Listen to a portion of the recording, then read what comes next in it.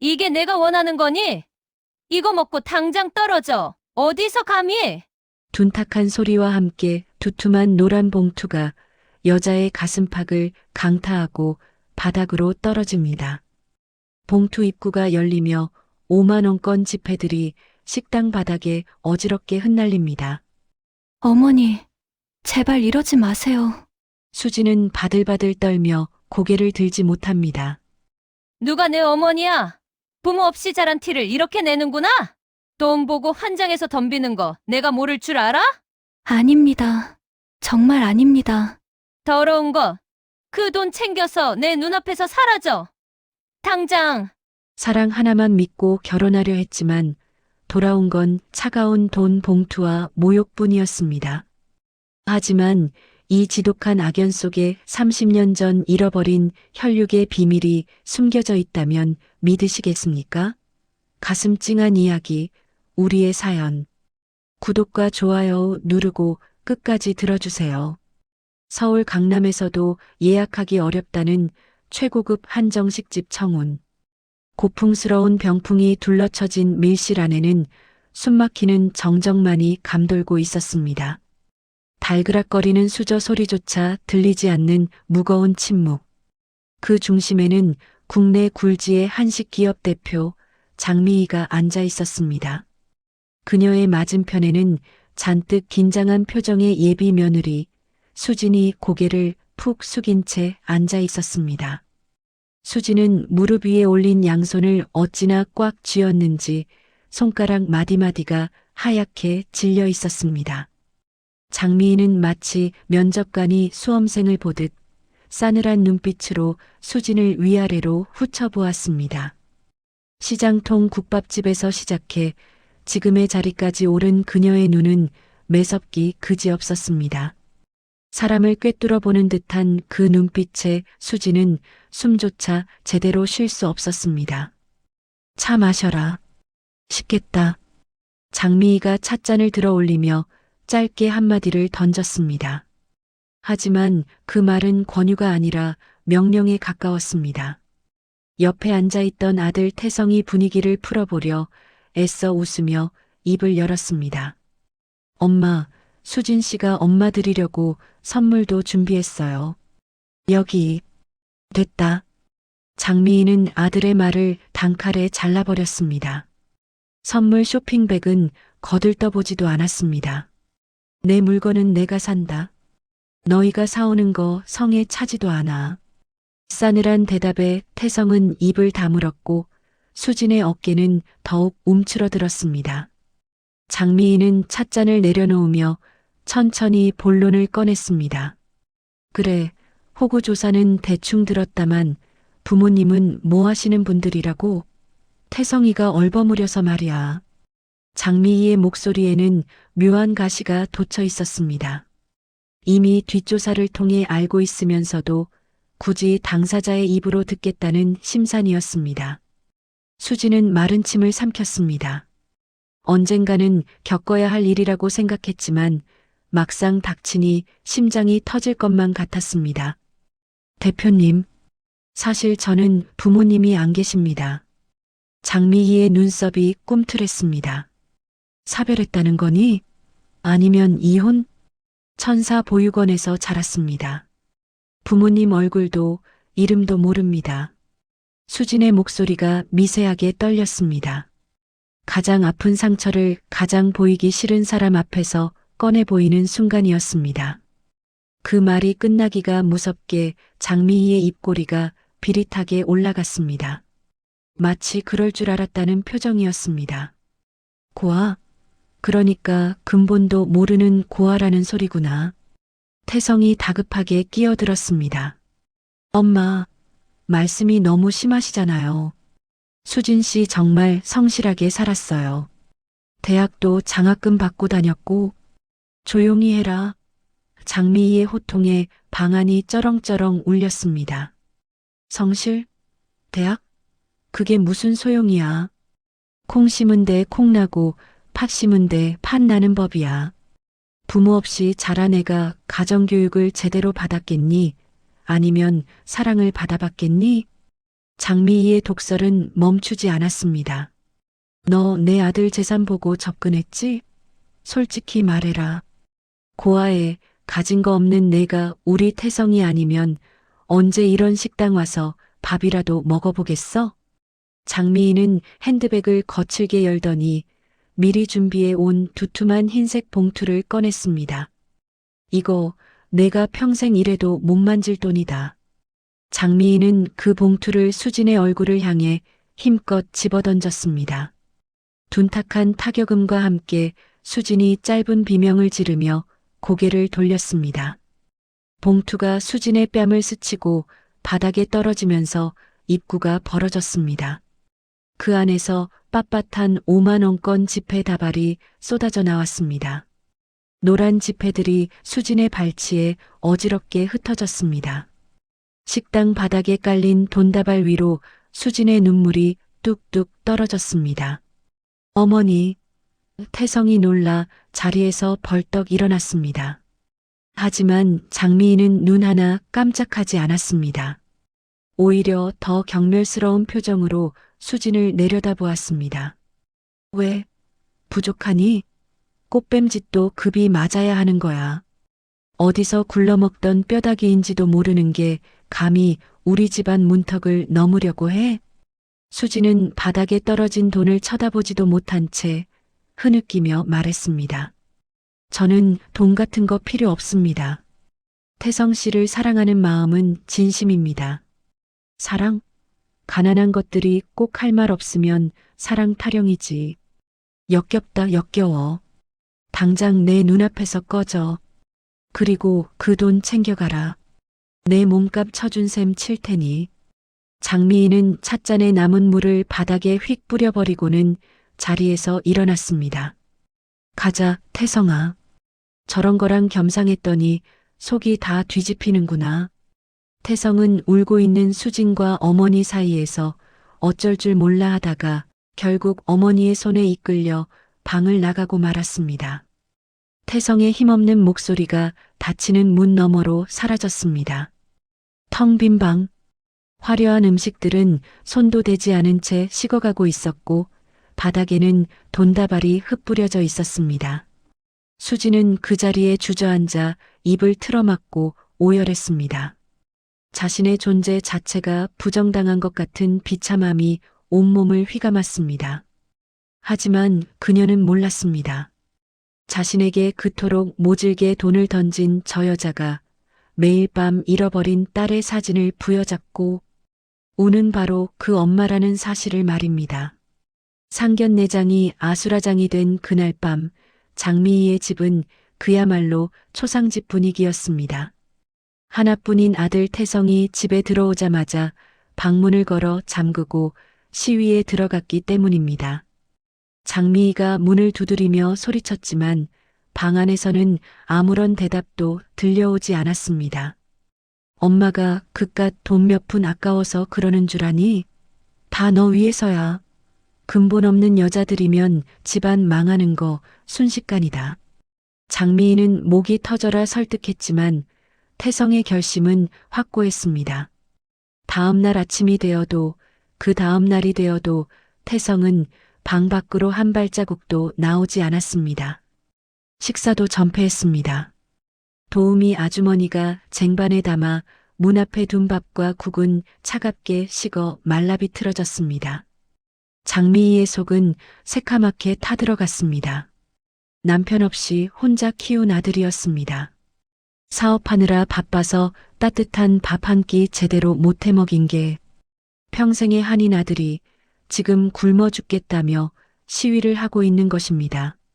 사흘째 되던 날 장미희의 친구이자 앙숙인 최미숙이 놀러 왔습니다. 어머 얘, 너네 태성이 얼굴이 반쪽이 됐더라. 너 그러다 아들 잡겠다. 며느리 드리는 게 싫어서 아들 제사에 절할래? 미숙의 비아냥거리는 말투에 장미희는 속이 뒤집혔지만 틀린 말은 아니었습니다. 이러다 정말 금쪽 같은 아들이 잘못되기라도 하면 모든 게 끝이었습니다. 장미희는 입술을 깨물며 결단을 내렸습니다. 알았다. 내가 졌다. 결혼 허락하마. 대신 조건이 있다. 그 아이 당장 내 앞으로 데려와. 그제야 잠긴 문이 열리고 헬쑥해진 얼굴에 태성이 걸어 나왔습니다. 아들의 초췌한 모습을 본 장미희의 가슴이 찢어졌지만 동시에 그 원흉인 수진에 대한 증오심은 더욱 불타올랐습니다. 다음 날 오후 장미희의 회사 대표실. 수진이 죄인처럼 불려왔습니다. 태성은 절대 못 들어오게 막아둔 상태였습니다. 넓은 집무실 책상 위에는 종이 한 장이 놓여 있었습니다. 앉아라. 결혼은 허락한다. 내 아들이 밥을 굶어가며 시위를 하는데 별 수 있니? 자식 이기는 부모 없다더니 내가 딱 그 꼴이다. 수진의 얼굴에 화색이 돌았습니다. 정말이세요? 감사합니다, 어머니. 정말 잘하겠습니다. 착각하지 마라. 장미희의 차가운 음성이 수진의 환호를 잘랐습니다. 법적으로 혼인신고는 해주마. 하지만 나는 너를 내 며느리로 우리 집안 사람으로 인정한 게 아니야. 그냥 태성이 옆에 붙어 있는 혹 그 이상도 이하도 아니다. 수진의 표정이 다시 굳어졌습니다. 장미희는 만년필을 꺼내 책상 위 종이를 두드렸습니다. 이거 읽어보고 서명해. 각서다. 수진은 떨리는 손으로 종이를 집어들었습니다. 그곳에 적힌 내용은 충격적이었습니다. 혼인 이행각서. 본가 재산에 대해 일절 권리를 주장하지 않는다. 시댁의 모든 가사 노동과 제사 준비는 이수진이 전담한다. 시어머니의 말에는 절대 복종하며 어떠한 경우에도 말대꾸하지 않는다. 만약 이혼할 경우 위자료와 재산 분할 없이 몸만 나간다. 본가에서는 투명 인간처럼 지내며 집안 행사에 며느리 자격으로 나서지 않는다. 글자를 읽어내려가는 수진의 손이 심하게 떨렸습니다. 이건 며느리가 아니라 노예 계약서나 다름없었습니다. 특히 투명 인간처럼 지내라는 조항은 그녀의 인격을 완전히 짓밟는 것이었습니다. 못하겠니? 못하겠으면 지금이라도 나가라. 대신 태성이는 평생 못 볼 줄 알아. 장미희가 팔짱을 낀 채 비웃듯 물었습니다. 수진은 입술을 꽉 깨물었습니다. 문 밖에서 자신을 기다리고 있을 태성의 얼굴이 떠올랐습니다.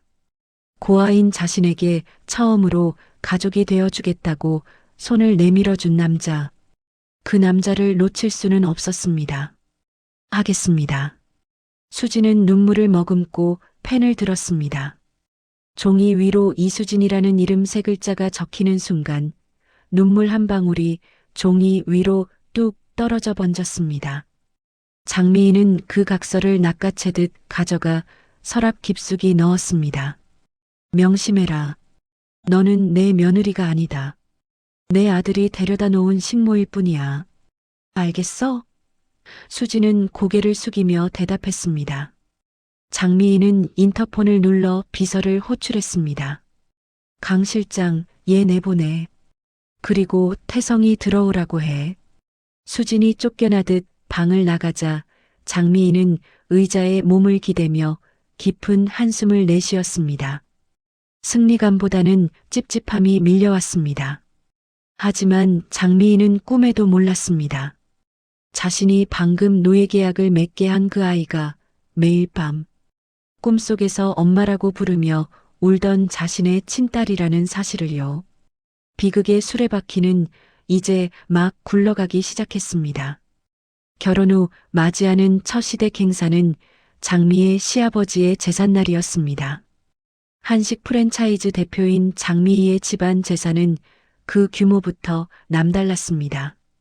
찾아오는 손님만 수십 명에 달하는 큰 행사였습니다. 수지는 새벽같이 일어나 목욕재개를 하고 단정한 옷차림으로 시댁으로 향했습니다. 각서에 적힌 대로 시댁의 모든 가사 노동 전담을 이행해야 했기에 긴장감으로 손바닥에는 땀이 흥건했습니다. 어머니, 다녀왔습니다. 제가 좀 늦었나요? 수진이 현관에 들어서며 밝게 인사를 건넸습니다. 하지만 집안 풍경은 예상과 달랐습니다. 평소 북적거려야 할 주방이 쥐 죽은 듯 조용했습니다. 늘 계시던 도우미 아주머니 세 분이 보이지 않았습니다. 거실 소파에는 장미희만 우아하게 다리를 꼬고 앉아 차를 마시고 있었습니다. 왔니? 늦지는 않았다만 빠르지도 않구나. 장미희는 찻잔을 내려놓으며 눈길 한 번 주지 않고 말했습니다. 어머니, 그런데 일해주시는 아주머니들은 어디 가셨나요? 오늘 제사 음식 준비하셔야 할 텐데. 수진이 조심스럽게 물었습니다. 장미희의 입가에 싸늘한 미소가 번졌습니다. 내가 다 퇴근시켰다. 오늘은 특별한 날 아니니?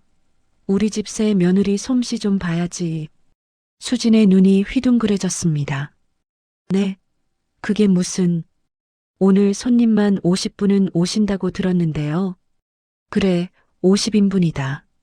전 부치고 나물 무치고 탕 끓이고 과일 깎고. 설마 못하겠다는 건 아니겠지? 각서 벌써 잊었니? 장미희의 목소리는 조용했지만 그 내용은 청천벽력 같았습니다. 혼자서 50인분의 제사 음식을 차리라는 것은 명백한 괴롭힘이었습니다. 어머니, 혼자는 무리입니다. 시간이 너무 촉박해요. 수진이 울상으로 호소했습니다. 무리는 무슨... 나 때는 혼자서 100인분도 했다. 요즘 젊은 것들은 엄살만 늘어서 원. 하기 싫으면 관두거라. 대신 내가 이 집 며느리 자격 없다는 거 만천하에 광고하는 꼴이 될 테니. 그때 초인종 소리가 울리고 장미희의 단짝이자 앙숙인 최미숙이 들어왔습니다. 어머, 미희야. 나왔어. 아이고, 냄새가 왜 이래? 아직 기름 냄새도 안 나네. 최미숙은 앞치마를 두르고 멍하니 서 있는 수진을 보며 혀를 찼습니다. 얘가 괜히 고아원 출신이라는 며느리. 어머, 멀뚱히 서 있는 꼬라지 좀 봐. 일머리 없는 티를 내요, 티를. 장미희가 맞장구를 쳤습니다. 그러게 말이다. 근본이 없으니 제사상을 차려봤어야 알지. 얘 뭐하니? 미숙 이모 오셨는데 인사도 안 하고. 얼른 주방 들어가서 전부터 부쳐.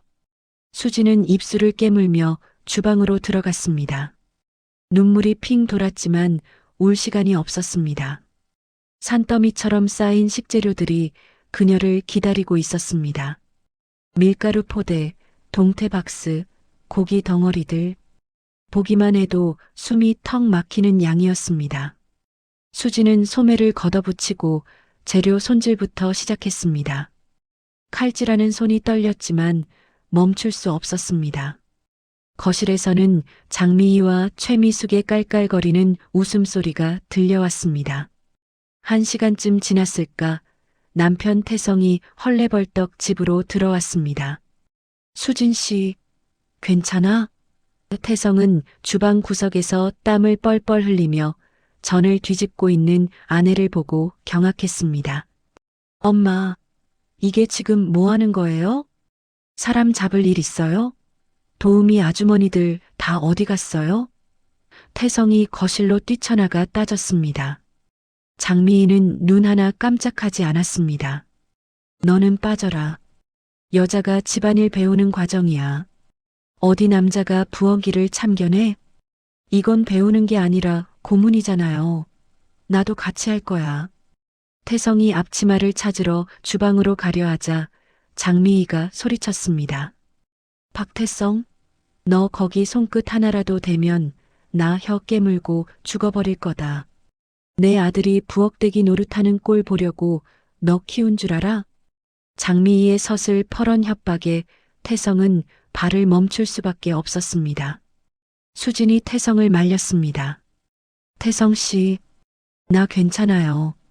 어머니 말씀대로 내가 해야 할 일이야. 당신 나가 있어요. 제발. 수진은 남편과 시어머니가 싸우는 꼴을 더는 볼 수 없었습니다.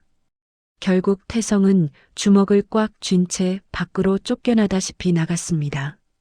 다시 주방에는 수진 혼자 남겨졌습니다. 지글지글 끓는 기름 냄새가 온 집안을 진동했습니다. 에어컨도 틀지 않은 주방은 찜통이나 다름없었습니다. 오후 3시, 4시, 5시. 시간이 갈수록 수진의 얼굴은 붉게 달아올랐고 등 뒤로는 식은 땀이 비 오듯 쏟아졌습니다. 허리가 끊어질 듯 아파왔고 기름 튀는 프라이팬 앞을 지키느라 팔뚝 곳곳에는 붉은 화상 자국이 생겼습니다. 하지만 거실의 장미인은 시원한 식혜를 마시며 TV 드라마를 보고 있었습니다. 가끔 주방 쪽을 힐끗 보며 아직 멀었냐고 재촉할 뿐이었습니다. 수진의 머리카락은 땀과 기름에 젖어 얼굴에 덕지덕지 달라붙었습니다. 숨이 턱턱 막혀왔지만 쉴 수는 없었습니다. 어머니한테 인정받아야 해. 내가 잘하면 언젠가는 마음을 열어주실 거야. 그녀는 오직 그 생각 하나로 버티고 있었습니다. 마침내 해가 뉘엿뉘엿 지고 50인분의 전과 나물이 얼추 마무리되어 갈 때쯤이었습니다. 수지는 현기증을 느끼며 싱크대 모서리를 잡았습니다. 눈앞이 핑 돌았습니다. 하지만 그녀는 몰랐습니다. 이 지독한 노동의 끝에서 자신의 운명을 뒤바꿀 결정적인 순간이 다가오고 있다는 것을 말입니다. 땀에 젖어 걸리적거리는 머리카락을 묶으려는 그 사소한 행동 하나가 이 집안 전체를 뒤흔들게 될 줄은 꿈에도 상상하지 못했습니다. 주방은 그야말로 불지옥이나 다름없었습니다. 50인분의 전을 부쳐내는 동안 가스레인지 불은 한순간도 꺼지지 않았고 환풍기가 맹렬히 돌아가도 매캐한 기름 냄새와 열기는 빠질 줄을 몰랐습니다. 수지는 거의 탈진 상태였습니다. 아침부터 물 한 모금 제대로 마시지 못한 채 꼬박 8시간을 서 있었습니다. 다리는 이미 감각이 없어졌고 허리는 끊어질 듯 욱신거렸습니다. 가장 견디기 힘든 것은 바로 땀이었습니다. 비 오듯 쏟아지는 땀이 눈으로 들어가 따가웠고 긴 머리카락이 젖은 미역처럼 목덜미와 등에 찰싹 달라붙어 불쾌하기 짝이 없었습니다. 아, 더워. 머리라도 좀 묶어야겠다. 수지는 주위를 두리번거렸습니다. 마침 식탁 위에 노란 고무줄 하나가 보였습니다. 수지는 젖은 손을 앞치마에 대충 닦고 땀에 젖어 무거워진 머리카락을 한껏 쓸어 올렸습니다. 목덜미에 시원한 공기가 닿자 그제야 살 것 같았습니다. 그녀는 흘러내리는 잔머리 하나 없이 머리를 정수리 끝까지 높게 묶어 올렸습니다. 그 시각 거실에 있던 장미인은 목이 말라 주방 쪽으로 걸어오고 있었습니다. 내심 이천한 것이 요리는 제대로 하고 있나 감시하려는 마음도 있었습니다. 전 부치는 냄새가 좀 타는 것 같다? 불 조절 똑바로 안 하니? 장미희가 쏘아붙이며 주방 입구에 들어섰습니다. 수지는 화들짝 놀라 뒤를 돌아보려 했습니다. 됐다. 뒤돌아볼 시간 있으면 전 하나라도 더 뒤집어. 장미희는 쌀쌀맞게 대꾸하며 냉장고 문을 열었습니다. 차가운 유리병을 꺼내 컵에 물을 따르던 장미희의 시선이 무심코 수진의 뒷모습에 머물렀습니다. 정확히는 머리를 높게 묶어 훤히 드러난 수진의 하얀 목덜미였습니다. 땀방울이 송글송글 맺힌 그 목덜미. 왼쪽 귀 뒤에서 목으로 이어지는 헤어라인 근처. 그곳에 무언가가 있었습니다. 장미희는 물을 마시려던 컵을 입가에 댄 채 동작을 멈췄습니다. 눈을 의심했습니다. 노안이 와서 헛것이 보이나 싶어 눈을 비비고 다시 보았습니다. 하지만 헛것이 아니었습니다. 수진의 하얀 피부 위로 너무나도 선명하게 박혀있는 붉은색 점. 그냥 점이 아니었습니다. 마치 초승달이 누워있는 듯한 기묘한 붉은 반달 모양의 점이었습니다. 장미희의 심장이 쿵 하고 내려앉았습니다. 숨이 턱 막혀왔습니다. 그 점은 너무나 익숙한 것이었습니다. 평생을 가슴에 묻고 살아온 꿈에서도 잊지 못할 표식이었습니다. 30년 전 시장 바닥에서 잃어버린 내 딸 예지. 새살배기 예지의 목 뒤에는 태어날 때부터 저런 붉은 반달점이 있었습니다. 의사가 혈관종의 일종이라 크면서 흐려질 수도 있지만 워낙 모양이 특이해 흉터처럼 남을 수도 있다고 했던 그 점. 장미희의 손이 덜덜 떨리기 시작했습니다. 아니야. 그럴 리가 없어.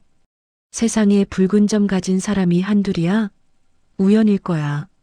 장미희는 애써 부정하려 했지만 시선은 자석처럼 수진의 목덜미에서 떨어지지 않았습니다. 보면 볼수록 똑같았습니다. 위치도, 크기도, 그 특이한 구분 모양까지. 장미희는 홀린 듯이 수진의 등 뒤로 한 발짝 더 다가갔습니다. 확인해야 했습니다.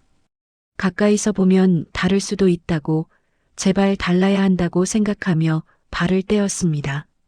한 발, 두 발. 수진의 등 뒤 바로 앞까지 다가선 장미희. 며느리의 땀 냄새와 기름 냄새가 확 끼쳐왔지만 그런 건 중요하지 않았습니다.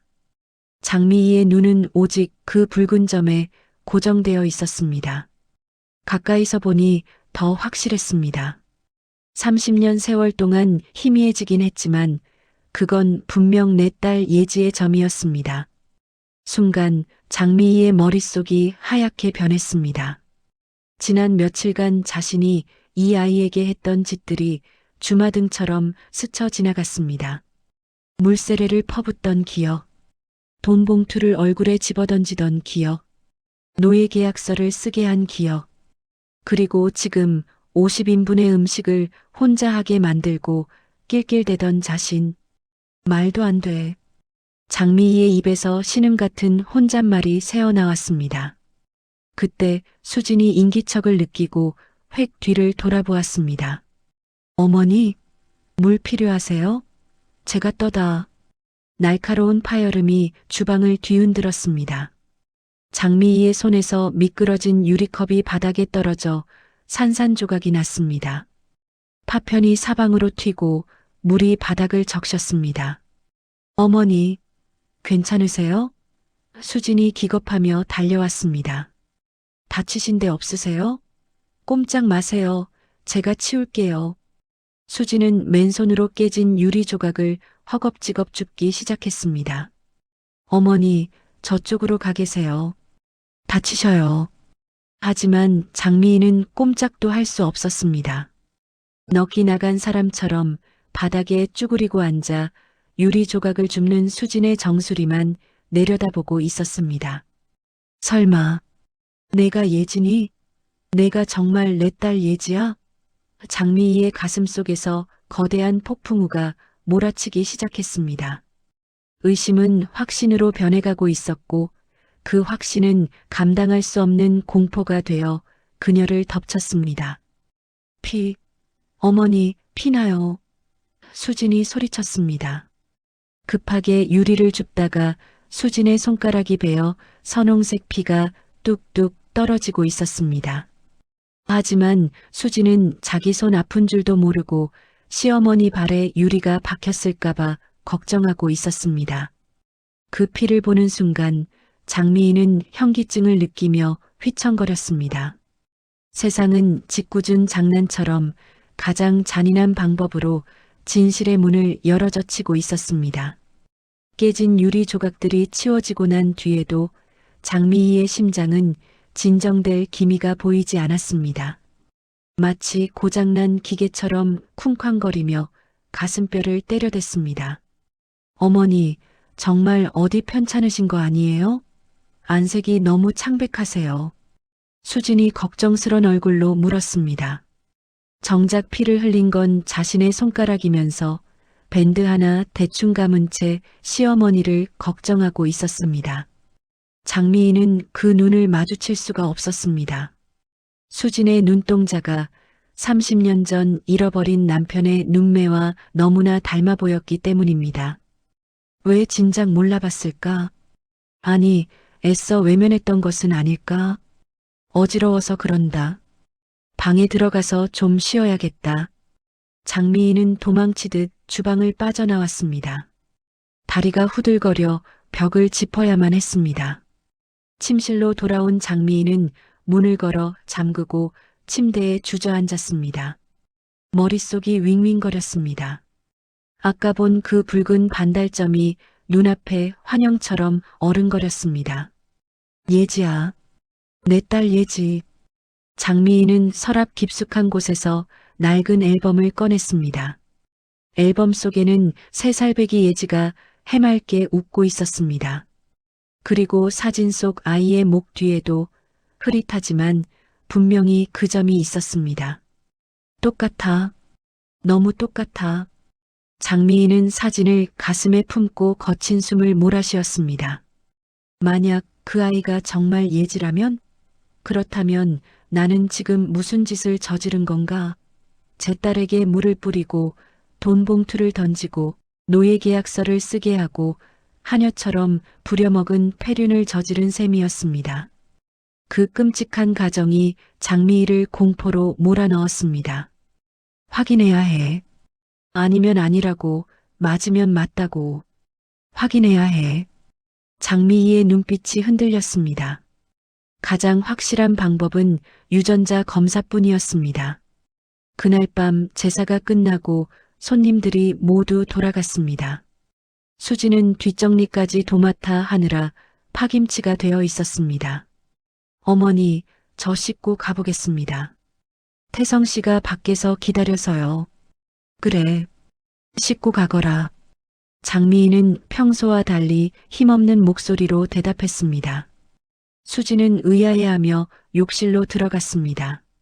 물소리가 들리기 시작하자 장미인은 자리에서 벌떡 일어났습니다.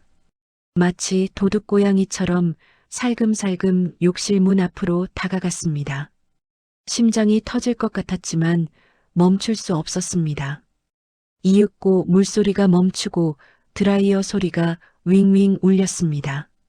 장미인은 마른 침을 삼키며 거실 소파에 앉아 아무 일도 없었던 척 잡지를 펼쳤습니다. 하지만 글자는 하나도 눈에 들어오지 않았습니다.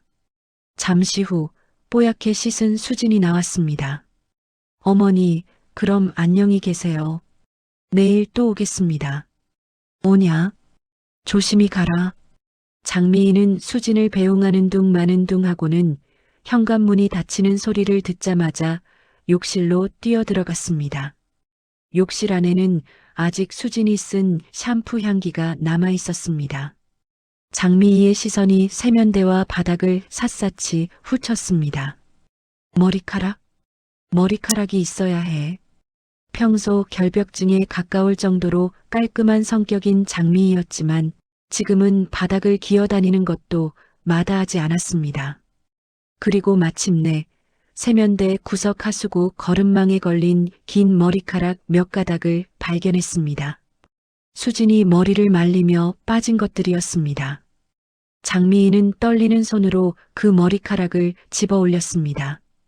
더럽다는 생각은 추호도 들지 않았습니다.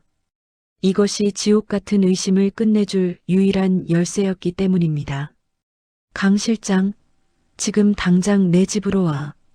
장미희는 그 길로 수행비서인 강 실장에게 전화를 걸었습니다. 목소리가 너무 다급해서 강 실장이 무슨 사고라도 난 줄 알 정도였습니다. 30분 뒤 강 실장이 헐레벌떡 도착했습니다.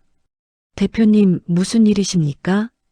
장미희는 티슈에 곱게 싼 머리카락과 자신의 머리카락을 뽑아 봉투에 넣고 밀봉했습니다. 그리고 강 실장의 손에 쥐어주며 낮게 속삭였습니다. 이거 가지고 가서 친자 확인 검사 맡겨. 제일 빠르고 제일 정확한 곳으로. 강 실장의 눈이 커졌습니다. 친자 확인이요? 대표님 혹시? 긴 말하지 마. 그리고 이 일은 너랑 나 죽을 때까지 무덤까지 가져가는 비밀이다. 태성이한테도 그 누구한테도 절대 발설해서는 안 돼. 알겠어? 장미희의 눈에서는 광기 어린 절박함이 뿜어져 나왔습니다. 네, 알겠습니다. 최대한 빨리 처리하겠습니다. 강 실장은 봉투를 안주머니에 넣고 서둘러 사라졌습니다. 다시 혼자가 된 거실. 장미희는 소파에 무너지듯 주저앉았습니다. 이제 주사위는 던져졌습니다. 결과가 나올 때까지 일주일.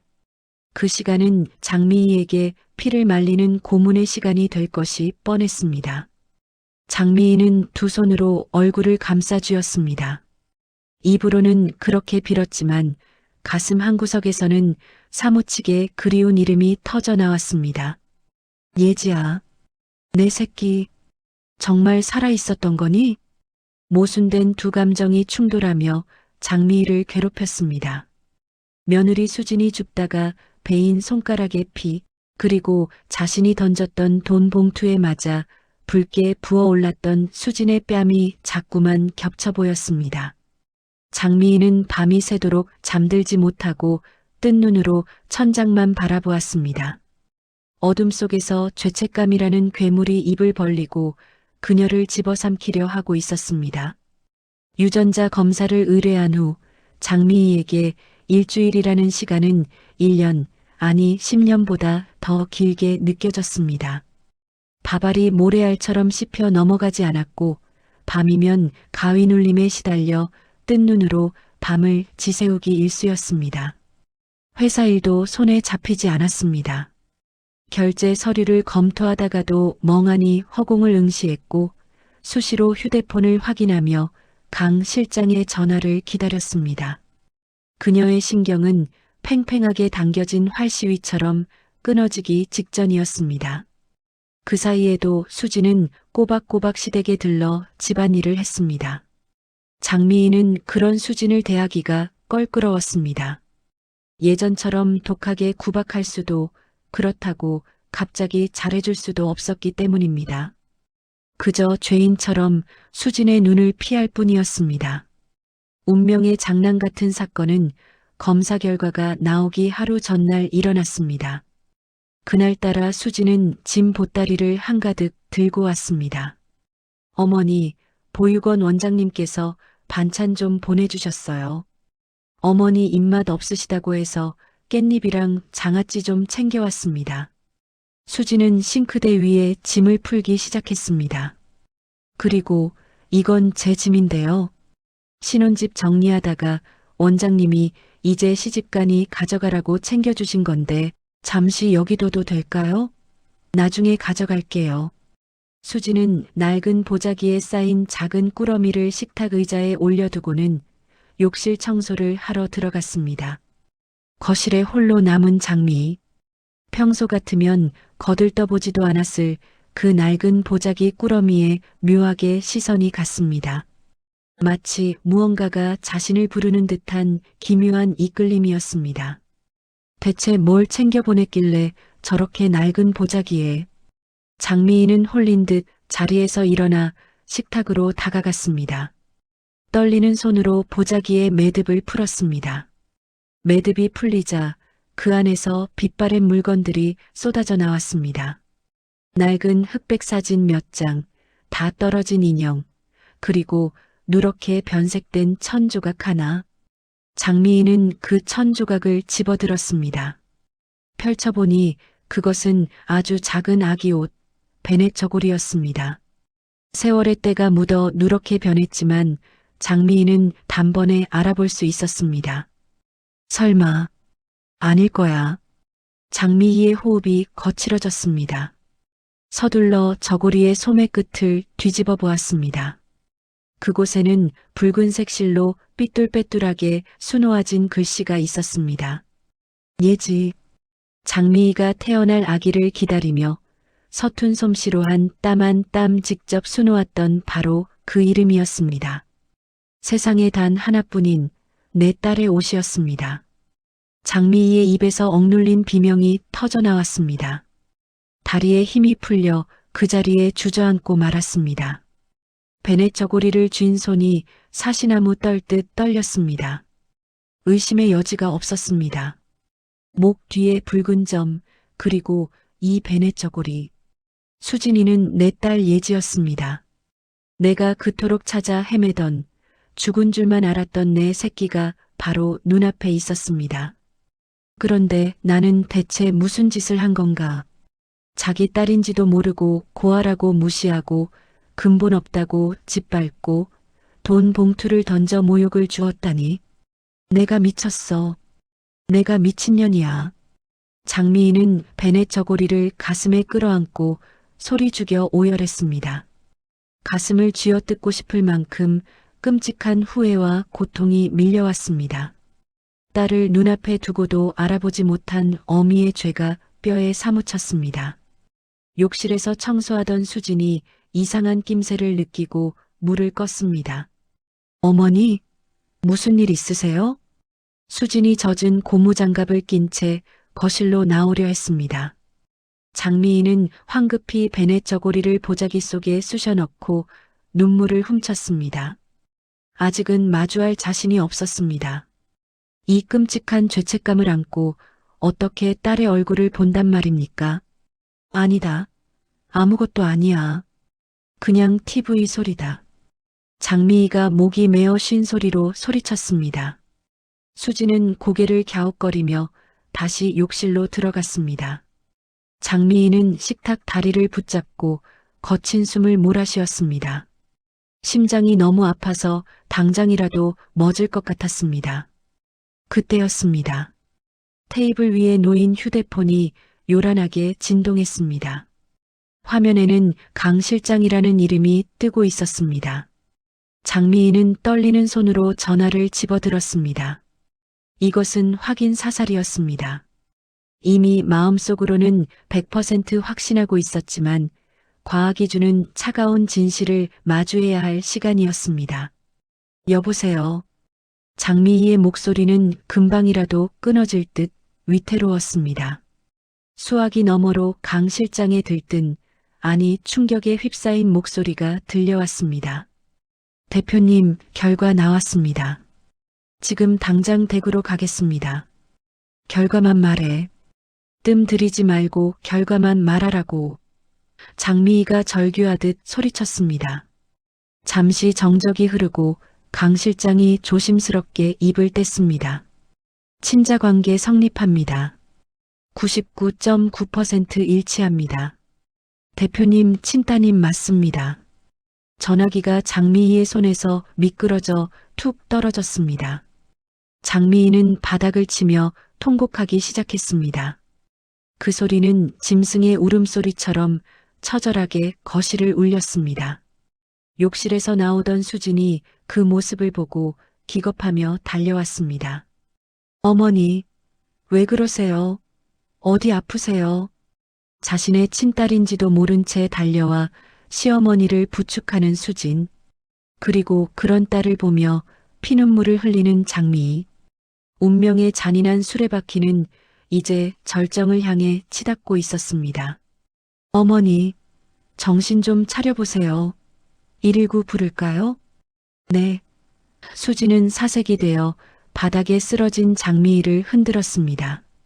평소 호랑이 같던 시어머니가 아이처럼 엉엉 우는 모습에 수진은 덜컥 겁이 났습니다. 장미희는 흐르는 눈물 사이로 자신을 걱정스럽게 바라보는 수진의 얼굴을 올려다보았습니다. 젖은 고무장갑을 낀 채 행여 시어머니가 잘못될까봐 안절부절 못하는 저 착한 아이. 장미희는 떨리는 손을 뻗어 수진의 뺨을 어루만졌습니다. 거칠어진 손길이었지만 그 어느 때보다 따뜻했습니다. 수진아. 아니, 예지야. 수진은 눈을 동그랗게 떴습니다. 네. 어머니, 지금 뭐라고? 장미희는 대답 대신 아까 황급히 숨겼던 보자기 속에서 낡은 베넷 저고리를 꺼냈습니다. 그리고 떨리는 손으로 수진의 눈앞에 펼쳐 보였습니다. 이거 내가 가지고 있던 거 맞지? 보육원 원장님이 주셨다는 그 옷. 수진은 고개를 끄덕였습니다. 네, 맞아요. 제가 보육원 앞에 버려졌을 때 입고 있던 거래요. 제 부모님을 찾을 유일한 단서라고. 근데 그건 왜요? 장미희는 베넷 저고리의 소매 끝을 뒤집어 붉은 실로 수놓아진 글씨를 손가락으로 가리켰습니다. 여기 이 글씨. 예지. 이게 무슨 뜻인지 아니? 제 본명이거나 태명일 거라고 원장님이 그러셨어요. 그래서 언젠가 부모님 만나면 여쭤보고 싶었는데 장미희의 입술이 파르르 떨렸습니다. 목구멍에서 뜨거운 덩어리가 치밀어 올라 말을 잇기가 힘들었습니다. 내가 수놓은 거야.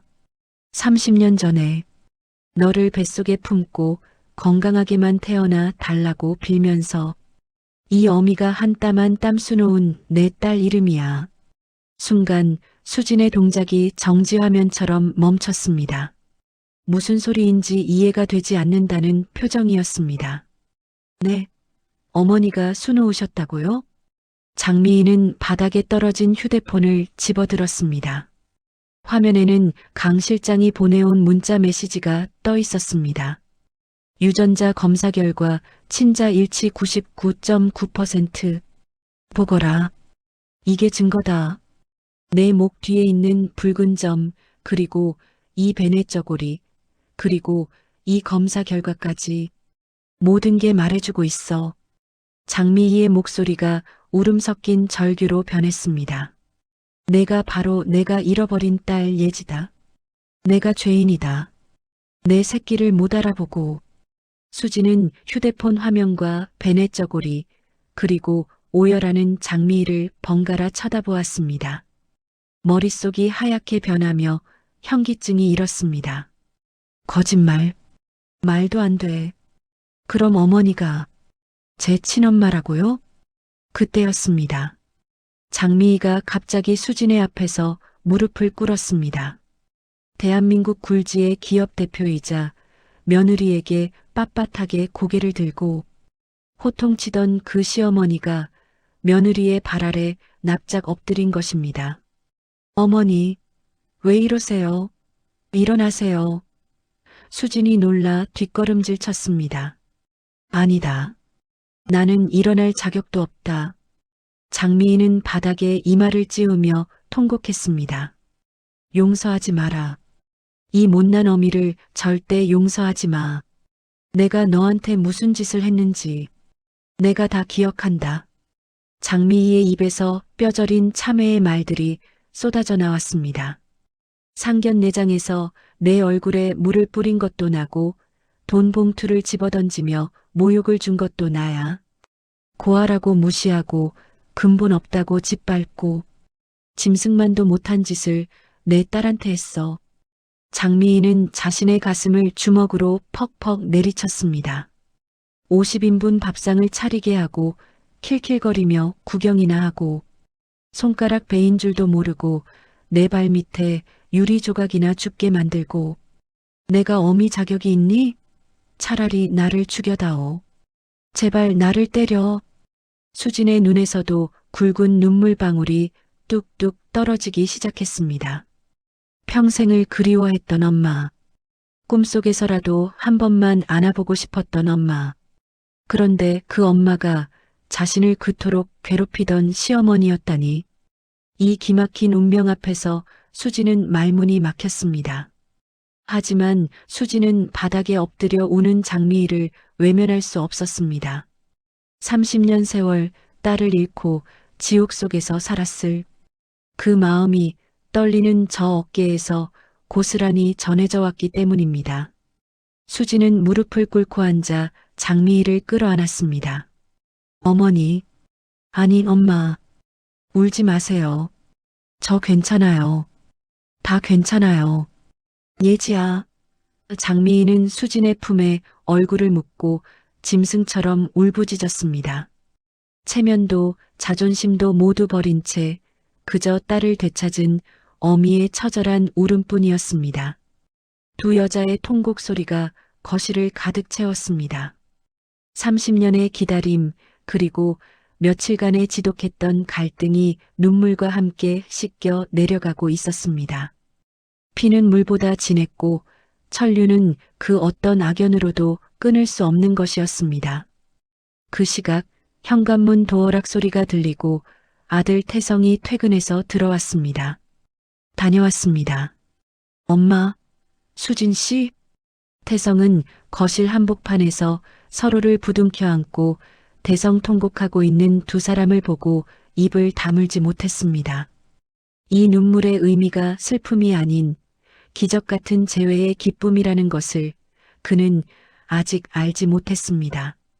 현관에 들어선 태성은 거실의 풍경을 보고 얼어붙었습니다. 어머니와 아내가 서로를 끌어안고 통곡하는 모습은 태어나서 처음 보는 광경이었습니다. 무슨 큰 사고라도 난 줄 알고 가슴이 철렁 내려앉았습니다. 엄마, 수진 씨, 도대체 무슨 일이야? 왜 울고 있어? 태성이 신발도 제대로 벗지 못하고 달려와 두 사람을 감싸 안았습니다. 장미희는 눈물범벅이 된 얼굴로 아들을 올려다보았습니다. 그리고 떨리는 목소리로 입을 열었습니다. 태성아, 찾았다. 드디어 찾았어. 뭐래요? 뭘 찾았다는 거예요? 태성은 영문을 몰라 어리둥절했습니다. 장미희는 수진의 손을 꼭 잡고 태성에게 말했습니다.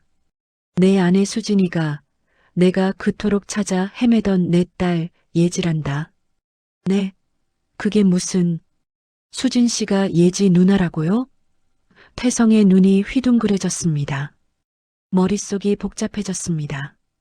어머니가 잃어버린 딸을 찾은 건 기적 같은 일이지만 그렇다면 자신과 수진은 남매 사이가 되는 것이었습니다. 그럼 우리는요? 우리는 어떻게 되는 거예요? 우리 남매인 거예요? 태성의 얼굴이 하얗게 질렸습니다. 사랑하는 아내가 하루아침에 누나가 되어버린 상황을 받아들이기 힘들었습니다. 장미희는 고개를 가로저으며 태성의 손을 잡았습니다. 이제 마지막 진실을 밝힐 때가 되었습니다. 아니야, 태성아. 너희는 피 한 방울 섞이지 않았다. 걱정하지 마라. 그게 무슨 말씀이세요? 장미희는 깊은 한숨을 내쉬며 가슴속에 묻어두었던 이야기를 꺼냈습니다. 사실 예지를 잃어버리고 나는 미칠 것만 같았다. 삶의 이유를 잃고 방황하던 그때 봉사활동을 갔던 보육원에서 너를 만났지. 내 바짓가랑이를 잡고 엄마라고 부르던 너를 보며 다시 살 용기를 얻었어. 그래서 너를 입양했단다. 태성과 수진 두 사람 모두 충격에 말을 잇지 못했습니다. 태성은 자신이 입양아라는 사실을 처음 알게 되었지만 서운함보다는 안도감이 먼저 밀려왔습니다. 수진과의 사랑을 지킬 수 있다는 사실, 그리고 어머니가 자신을 얼마나 사랑으로 키웠는지 알기에 가슴이 먹먹해졌습니다. 엄마, 태성은 장미희를 와락 끌어안았습니다. 감사해요. 저를 아들로 키워주셔서, 그리고 수진 씨를, 아니 예지 누나를 찾게 해주셔서 정말 감사해요. 세 사람은 서로를 부둥켜 안고 한참을 울었습니다. 얽히고 설킨 운명의 실타래가 비로소 풀리는 순간이었습니다. 피로 맺어진 딸과 가슴으로 낳은 아들. 장미희에게는 세상 무엇과도 바꿀 수 없는 보물들이었습니다. 한바탕 눈물바다가 지나간 후 장미희는 서랍에서 무언가를 꺼내왔습니다. 며칠 전 수진에게 강제로 쓰게 했던 그 치욕스러운 혼인 이행각서였습니다. 장미희는 주방으로 가서 가스레인지 불을 켰습니다. 그리고 망설임 없이 각서를 불꽃에 갖다 대었습니다. 활활 타라. 내 못난 욕심도 아직도 다 타버려라. 종이는 순식간에 검은재가 되어 사라졌습니다. 그것은 며느리를 올가매던 사슬이 끊어지는 의식이자 장미희가 과거의 자신과 작별하는 의식이었습니다. 수진아, 아니 예지야. 그리고 태성아. 장미희는 두 사람을 식탁에 앉혔습니다. 내가 너희에게 따뜻한 밥 한 끼 제대로 차려준 적이 없구나. 오늘은 내가 너희를 위해 밥을 차려주마. 어머니, 제가 할게요.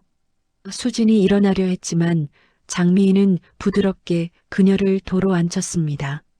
아니야. 오늘은 엄마가 하게 해줘. 내 딸에게 해주는 첫 밥상이잖아.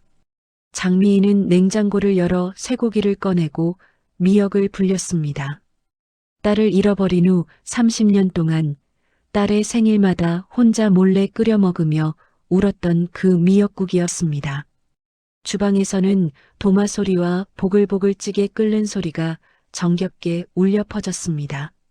예전에는 지옥 같았던 주방이 이제는 세상에서 가장 따뜻한 공간으로 변해 있었습니다. 잠시 후 김이 모락모락 나는 하얀 쌀밥과 쇠고기 미역국 그리고 맛깔스러운 반찬들이 식탁 가득 차려졌습니다. 자, 어서 들자.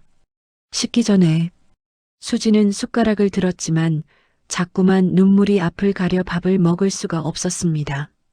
엄마가 해준 밥 너무 맛있어요. 장미인은 밥 위에 생선살을 발라 올려주며 눈물을 훔쳤습니다. 많이 먹어라. 그동안 고생 많았지? 이제는 고생 끝이다. 엄마가 남은 평생 너희들 호강시켜줄게. 창밖에는 어느새 둥근 보름달이 떠올랐습니다. 달빛이 거실을 환하게 비추고 있었습니다. 먼 길을 돌아 다시 만난 가족.